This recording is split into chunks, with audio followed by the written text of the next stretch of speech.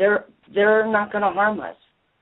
We can win. You hit them and they fall down, they bust, they're little, they don't even have muscle. Our men went in, we kicked their butts, we stole their V saucer, and we took 100,000 people back that they took hostage. We did this, and we could do this again, but we don't have to. We don't have to no more. What he said was true. Yeah, the Anunnaki and all of that are doing this, but now they're in big trouble.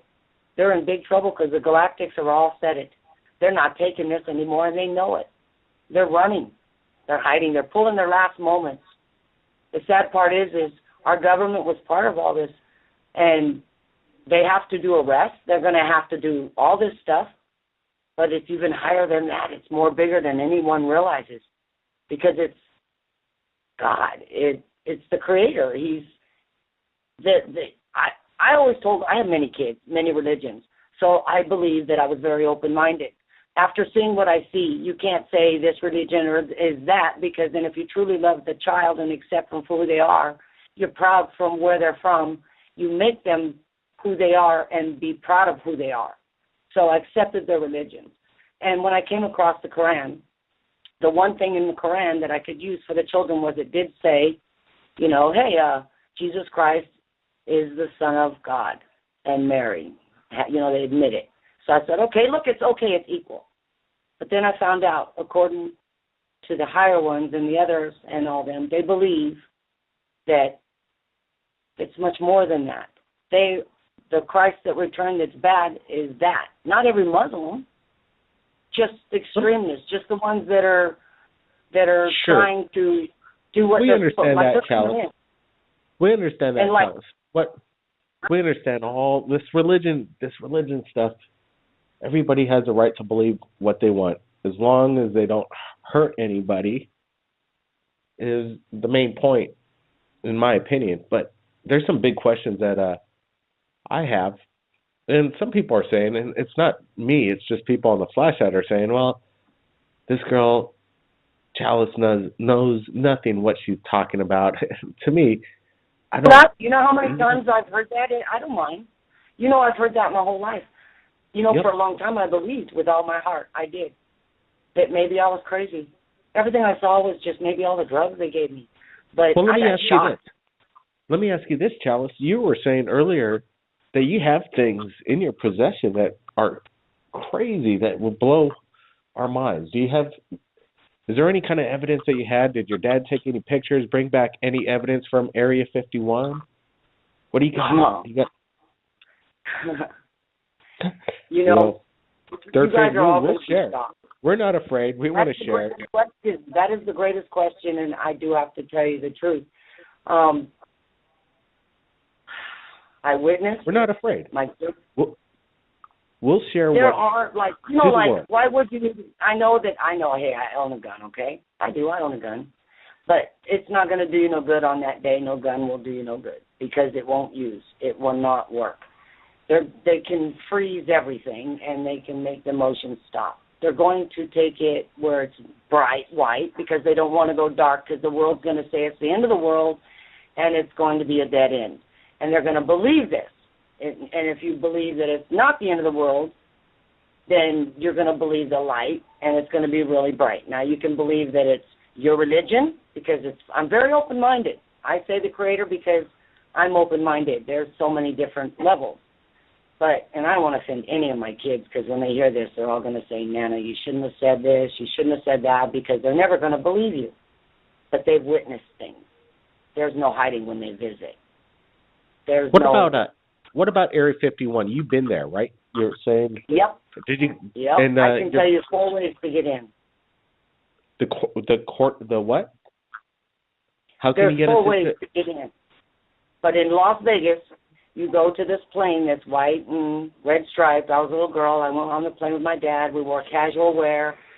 We get on the plane. It says the song always plays the same thing, and I always sing it. But I hated Neil Diamond when I got home because I was sick of it. The flight was a little long for a little girl. But you get there, you're walking, and the front door, it's not like what you guys think. It looks like a big metal door, but it's like a screen door. You just turn the little knob and you go. But, boy, you get off that plane, The security is beyond extreme. There's 2 lines. There's a red line and a blue line. They give you the tags when you receive these on the helicopter before you go, and then when you get off, they take your tags. You go through the door. As you're going through the door, you're sitting there. I had to sit there and wait because this lady at the desk on the one side, she was making my dad, go through all this, but he could just walk in without undressing where other men had to. I didn't have to undress. I walked straight in. When I went in, I went through the first door, and if you turn towards your, right, left, you turn right, and that's like the reading room where they put you in there and they tell you, sit and watch videos, you can read, but you learn about all of these other species. And I learned a lot. I learned about J-Rod when he was there, and I know about Dan Burch. Hold on a sec. You actually met J-Rod? I know that we've done a lot of expose on J-Rod. Ron Gardner shared incredible evidence from Mr. Baird's, I think, inside of his work over there in Area 51. Ron Gardner's passed, but he gave us some incredible imagery of J-Rod. Did you see some of the J-Rod episodes we've done on Third Phase, like J-Rod Escape from Area 51? Is this all correct? Well, go ahead. Oh, Dan Burch is real. He's not kidding. They treated him so bad. But you know what? They gave him no choice. They give you these shots, and they put you in a chair. And, I was a little girl. I was, scared, But then they tell you, let me tell you one thing. Let's see. Let's just tell the fun one that I tell the kids. In L.A., it was late at night. Everybody was going to bed, and my father put this little suit out for me with a little hat. I said, he goes, we're going to play a little game. I said, really, where are we going? He said, we're going to go, and we're going to see the world differently. But I need you because you see only the good, and I'm afraid. So you're going to show me the way. So I said, okay. I get this little gangster suit on. We go downtown somewhere in L.A. It looks like a giant warehouse, but it's dark. It's really dark. We go through the door. There's many men standing there with a child. They're all generals. I can tell you the details of even my code numbers. When I came up my turn, you go in this room. They make you sign your name. When you sign your name, you're told that they're going to ask you what you were looking for, and I say happiness. And then they give you a code name, and mine was Sparrow, arrow straight through the heart. I had to remember that. So then I went back. We stood up on this stage with a door. The door seemed simple. They put watches on our hands. They told us we had a certain amount of time. And my father leaned down and he said, Charlie, I need you to understand that when you walk through this door, you're going to fall into like dimensions. Don't look and be afraid. Well, if you see something scary, don't go into it. Let it pass by. Look at something beautiful. See the flowers. See something you like. And then we'll stop. And I said, okay. So we went through. I'll be honest with you. I was falling. I was scared. I grabbed my dad's hand. I peed my pants. I was terrified. I felt a little sick. We stood in the next door to this, like a balcony in a place that I've never seen. The walls were orange, like stucco, but with a blue gel over them. And the flowers, the music. And I said, what is this place? And he said, Shangri-La. And I said, I want to be here. And he said, we got to go. And then our watches went. He goes, you going to remember this? I said, oh, yeah, it's beautiful. So we went back, and I went back to the general, and I told him, and he said, you went there? And my dad goes, we witnessed it. It was beautiful. And I went home. I think the reason they killed him is because they liked us doing these projects. But by the time I hit 10 years old, something happened to Genesis where they were vicious to boys. And I was a girl. So that didn't happen to me. But the boy that I knew, I cried because he came out bawling. and most of them came out wet or something wrong with them. And I thought that maybe I did something wrong, that mine was okay and theirs wasn't, but my father said that you just have to think positive and things will happen for you okay. The technology in the future is going to be us jumping through holes, that we are practicing this now. And they did a big jump in 1955. I wasn't part of it, but my dad talked about it. It was his first. They have the elite, and the elite took advantage of all this and left us behind. According to them, the good ones, I guess, because I prayed, let me only see the good. And the good ones tell me, we're not going to let them hurt you.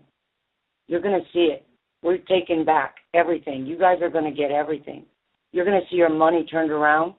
You're going to see only the good. You're going to see everything wonderful because your Shangri-La is coming. They can't take it from you. They want you to believe this, and if you believe it, it can happen to you if that's what you want in your reality. But I learned, believe for the best, reach for the moon. Anything's possible because I've seen it. And I've had people try to scare me. I've had one of the kids come back and tell me, oh, I saw hell, and, well, what'd you think? You went to the first thing you were afraid of. What do you expect? It is evil and there is good. But if you look past the evil and you see the light and you see the good, you've made it. You're somebody. And that's the trick. They told me.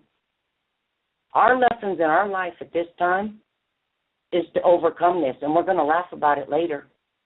All that darkness and all the evil, they swear is gone. Guardian swears there's only the future now of happiness. Don't believe what I'm seeing. But look, let's just say they're tricking me. This is this big thing, and all along I'm going to lose everything. I'd still, in the end, if anything happens to me, I'd still rather my grandkids and my children believe the greatest events than the worst tragedy that could happen. I have a gun. I have protection. I live in Las Vegas. I talk to everybody. I don't hesitate to tell my story. Most people will bang their head and say, you're crazy. But you hang around me enough, most people realize it's not a lie. And now the more and more we see, it's coming. They're going to show a bright light, and we're all going to just stand there, and we're just going to wait, and we're going to all be. Has anybody noticed how the weather's changing and how it goes back to clouds? You saw the clouds. You're like the smartest dude. You know what I'm talking about. And when I was on the stealth, I saw them turn that stealth into, I knew what nanos was at 8 years old because they showed me you could change anything, Transformers, anything. So when they come out with these movies, they're telling you, we already got that technology. They were 50 years in advance. And they gave us the saucers. They made the deal with the Americans because they had already went up there and the Russians had already done everything, and they're the bad. But now not all Russians are bad. Don't get me wrong. But there is a bad fraction over there. But they said that if we become in the light and we're all happy and we're telling them, okay, yeah, we want to move forward. We believe that we can live with our technology, keep our walls the way they are, and live happily amongst each other and not try to kill each other, and the world ain't ending, then they're going to say that's the way it should be, right? And they're going to give us everything. We're supposed to get, I've seen technology, you guys have no clue. And when you get it, why would you need, like the replicator? Seriously. The reason they won't let us have our replicator, and it's been out for years now, they gave it to us. They gave us a cell phone, but they said the reason is, you know what a cell phone is? I learned this from Area 51. It's called an LG, the looking glass. J-Rod told me about it. He said that it was a looking glass form, and it's called a stupid phone to us because the phone isn't doing what it's supposed to do. What a looking glass does is that you ask its information, and it tells you whatever you want to know. Well, suddenly, I'm grandma. I give my phones to each one of the kids. There's no choice. And suddenly I'm getting a looking glass. And I said, why am I getting this? I mean, I don't even know how to use it. I don't want to use it because technology was taken from us. We had everything, and now for years we're just sitting back living like this. Not fair. My dad had all this We had promised. They had it all done. And then when they killed all 12 men, I knew there was a hostile takeover, like the government changed everything, and we lost. I watched a man killed on a ship right in front of me. My dad was a calm man. People loved him. We had parties that were called block parties. People came from everywhere. They shot your. How did they kill your dad? Who are they? That's a great story how they killed my dad. Because look, we only got 5 minutes left, Chalice, so we got to get it done. And you're welcome back. We got your phone number and contact. So it's a hard way to tell my dad's death, but I'll be quick about it. I understand. I'm sorry about that. Go ahead. Sorry. No, it's okay. It's all right. I understand your situation, but I tried and you did your best. So let's get to it. Thank you. They came in. They wanted me and my dad to come back there at 51. My dad said no. At this time, the gas prices, you had to either have odd or even on your license plates. We couldn't get gas. We were in the middle. We ran all the way to Paris, California. My dad hit us. There was no way anybody could find us, we thought. They showed up. My dad told them he's not returning and that that Charlie was dead. The boy's dead. The boy's dead. And the girl has nothing to do with it. So they took us and they put us in my mom's truck for no reason at all. And there's like 9 babies. My mom's pregnant. They take us all the way back to Costa Mesa to Long Beach Naval Shipyards. And then they just leave us and say, now drive home back to Paris. So we did. We got there. My mom wouldn't enter the house. My dad had 20 dogs. He had animals all around him, little miniature rabbits. We had 100 acres out there. So all the animals were laying in the kitchen on the floor dead. The men that were standing there when I left, this is what happened. And it was terrifying. I walked in and I said, Daddy, what's going on? Baby, get out. No, I can't get out. I'm staying. I'm your soldier, remember? No, she has nothing to do with it. And I got knocked out. When we got back, my dad was on the floor dead. But the crazy part is that when they took his body, they were at Evans Brown's mortuary. The 2 men came in. They took a picture of him, and they took his body, and they wrapped it, and they walked out with it. And my dad's body's never been found. Evan Mortuary told us they could never find my father. And for 37 years, I heard nothing, and they only gave me up for the first time to cover their asses because the government has to prove where my dad was and what he did. He thought that Bob Lazar was a loose cannon. He was only married to the daughter of one of the Majestic 12. He was only married to her. He didn't know what he was getting into. Either did Ben. None of them did. None of them knew. Even I didn't know because it was like we were puppets at the time. But you know what? In the end, after all these years, I have to believe the best. And you know what, guys? You can ask me questions. You don't have to believe me. But ask me anything, and I'll tell you the truth by my own beliefs. And that's all I can do. Because what's coming, you're going to freak out. If you come out and you look outside and you're getting this meaning and you see that light, don't panic. Thank the goodness. Because if it's darkness, then, oh, well, I'm wrong and we're fucked. But if it's the best, think the best because they're going to offer you the most greatest things of your life. You can get a planet and you can put a key in it and drive away. They have that technology now. So that's what I'm talking about. In your head. Let that simmer in your head. That's reality. And they took that from us. And we're just sitting here being puppets. And now they're saying we're free. We got to celebrate. We won. They submitted. No matter who it was, we won. That's what they told me. And get ready. The sightings are going to come because they couldn't come before this. They were sending missiles. They were being shot at. Yes, they were. And it was crazy because they knew. And this God rod, that thing is real. My dad, I knew about that when I was young. And that's how they brung down 9/11, is they knew if they shrunk that, notice no paper. We have implosions here in Vegas, lots of implosions in Vegas. And you don't see paper left. You see nothing but dirt because implosions remove all of those atoms. So when you seen the 9/11 happen, I mean, I knew that was going to happen before it happened. I told everybody in 92. And nobody would stop it. And I knew Bush had a lot to do with it. He wanted to because he's part of the 12. And that's what he wanted. And I was afraid of him. I didn't want to say nothing. Look what they did to my dad in front of me. So when you live like this and you're afraid, you just live your life. You get married. I did what I was supposed to do, and I've been loyal. I've been married 4 times to the same guy, and he's right here. He's the greatest guy in the world. It's been 37 years. So he knows everything. Well, you know what, Chalice? So this is what we're going to have to do. Let me know, okay? Chalice, this is what we're going to do. This has been an amazing. I mean, you calling in tonight has just thrown me way back. Your knowledge behind what you've been talking about tonight is incredible. What we're going to do is we're going to put this up tonight on our Third Phase of Moon YouTube channel because it was an extended cut. Not everybody got to hear what you needed to be heard, but we're sharing it on our Third Phase of Moon YouTube channel, and we got your number, Chalice. We're going to give you a call here in the next few days because I know there's a lot more things that you need to get out, because when you called in, I think what I have a feeling is that you wanted to share something to the world, and I think you've just done it. Yeah, thank you, because you let me, but yours is going to go further. You're going to go so much further, because now when it's out and we're all standing around and now we know that the technology's in front of us, you're going to be the one that's going to guide the world into saying, look, don't be afraid.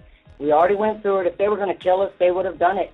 And look at this. This is this ship now. Look at this. This is that ship now. Because I know the difference of the Pleiadians, of the Archeans, all of them. And when you learn the difference of the ships, my dad had 9 ships that he had built for them. 9. Wow. 9 ships. You know what? That was Chalice. Third Phase Moon, Blake Cousins extended episode. Unfortunately, I got to end it right now because it's going to